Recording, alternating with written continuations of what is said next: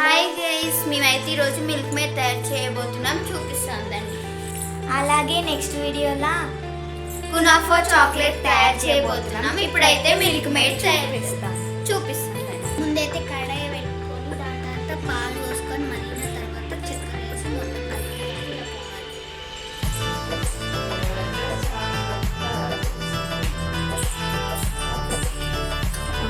So పాలు అయితే పొంగుతున్నాయి. పొంగే టైంలో మనము కొంచెం సోడా వేసుకోవాలి, అది బేకింగ్ సోడా. ఈ ప్రాసెస్ అంతా మనం సిమ్లోనే చేయాలి. సో వేసేసింది గైస్ బేకింగ్ సోడా.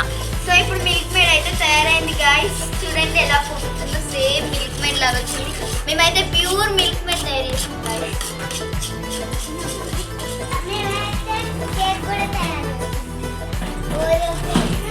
సో ఇలానే మిల్క్ మేడ్ తయారు చేసుకోవచ్చు. నెక్స్ట్ వీడియోలో కునాఫా చాక్లెట్ తయారు చేస్తాం. ఇదే మిల్క్ మేడ్ అవసరం వస్తుంది గైస్. ఆరెంజ్ కలర్ అవుతుంది. మీకు ఇలానే వస్తే కామెంట్ చేయండి. Orange colour.